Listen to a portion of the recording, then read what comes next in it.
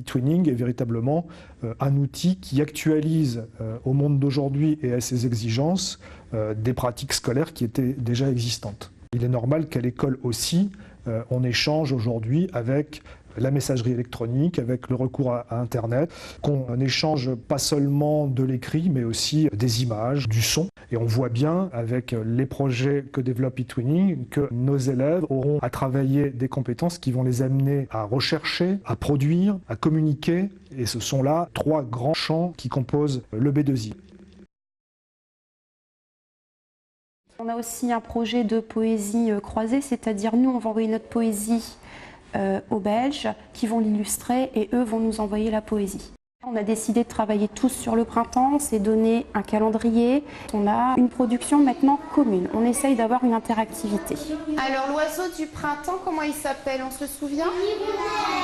Est-ce que vous arrivez à lire des lettres de ce qu'ils ont écrit? Non. Non. Qu'est-ce qu'on avait dit pour les petits enfants grecs?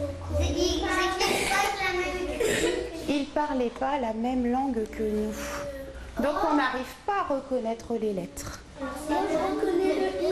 La vocation d'eTwinning n'est pas strictement de conduire vers des apprentissages linguistiques au sens où on irait vers l'apprentissage d'une langue vivante étrangère. Une approche qui est sans doute davantage celle d'une ouverture linguistique, c'est-à-dire d'une sensibilisation à d'autres sonorités de langue, à d'autres alphabets.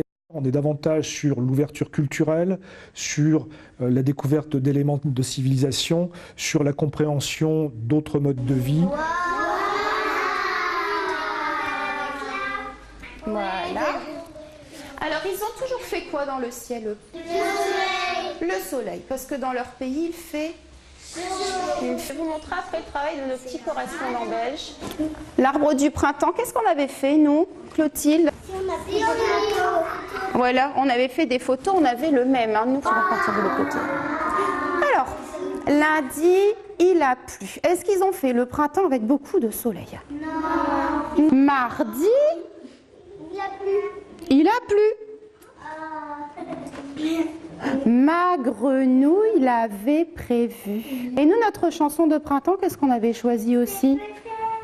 Voilà, on avait choisi aussi la grenouille qui était sous la pluie. Aujourd'hui, c'est dimanche et il neige tant et plus que ma grenouille a disparu. C'est joli ce qu'ils ont fait. Hein. Dans l'organisation de la classe, oui, on a mis en place le tutorat, puisqu'il y a des enfants qui vont superviser des enfants qui sont plus en difficulté. Dorian, tu vas travailler avec Ambre. Ambre, tu vas l'aider à choisir les bons outils et l'aider à dessiner s'il faut. D'accord. Et Nadeline, tu vas lui dicter les lettres. D'accord. Et lui va le faire. Ça fait partie d'un apprentissage, puisqu'au départ, ils ont un peu tendance à faire à la place des autres. Et puis ils apprennent peu à peu, il faut le temps quand même, à aider les autres sans faire à leur place. Et c'est parfois difficile pour des enfants de maternelle. Le but quand même, c'est que les enfants qui se font aider, au bout d'un moment, deviennent autonomes, puisqu'on vise quand même l'autonomie. Et il y a aussi le statut de l'erreur qui est intéressant. Ils savent qu'ils peuvent refaire, ils savent qu'ils peuvent aller plus loin pour faire mieux. Moi, je sais que ma maman m'aime de tout chanter. Ah, il a redit ma maman. Bon, c'est pas grave, il a choisi sa poésie comme ça. On écoute? Là, ils savent que le correspondant ne comprendra pas. Je leur demande toujours s'ils sont contents de leur travail, s'ils veulent recommencer. Et ils sont motivés pour le faire. Il a le résultat tout de suite. Et puis, il sait si c'est bien ou si c'est pas bien, donc il va s'auto-évaluer. Est-ce que tu es content de ce que tu as fait? Oui, parce qu'on peut leur envoyer au correspondant. Oui. Non. Non? Bah oui. Toi, tu es content de ce que tu as fait? D'accord. On peut refaire la dernière fois. On le refait encore une fois? C'est moi qui fais ça. Bien sûr que c'est tout. Maintenant, celui-là, je vais le fermer.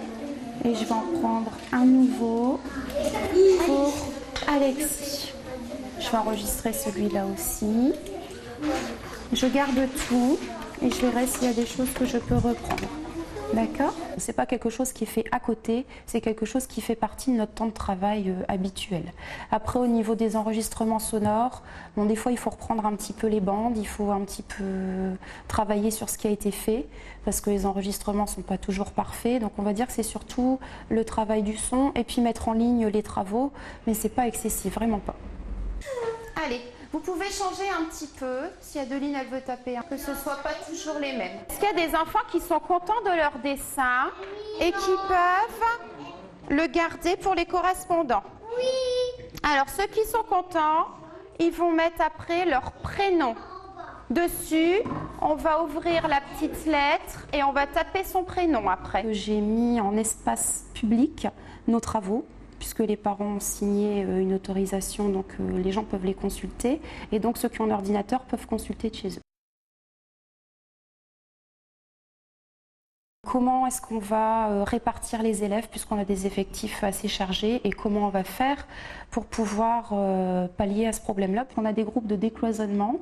Donc en fait, pendant que les petits dorment, les maîtresses de petits prennent les moyens et les grands, ce qui réduit nos groupes à une quinzaine d'enfants, et ce qui nous permet d'aller sur le site. Donc ils ont une fréquentation d'1 à 2 fois par semaine sur les ordinateurs. Dans le premier degré, on voit arriver aujourd'hui des jeunes qui sont formés au TIS, à l'usage des TIS, qui généralement ont dans leur portefeuille de compétences le C2I2E qui va être réclamé dans les temps qui viennent. Dans la plupart des écoles, il existe des enseignants parfaitement compétents pour conduire de tels projets. Les gens doivent se lancer parce que c'est quelque chose de motivant pour la classe, que il y a des retours qu'on n'a pas toujours, les enfants sont contents, ça les ouvre à autre chose, et puis ils sont contents de le faire. Ils sont heureux d'avoir les productions des autres, et ils découvrent autre chose, et ça change un petit peu des rythmes qu'on a habituellement en classe. Ça les motive pour travailler sur les ordinateurs plutôt que de juste taper quelque chose. Ils savent qu'ils vont travailler pour quelqu'un, donc ils donnent du sens à ce qu'ils font, et je pense que c'est important.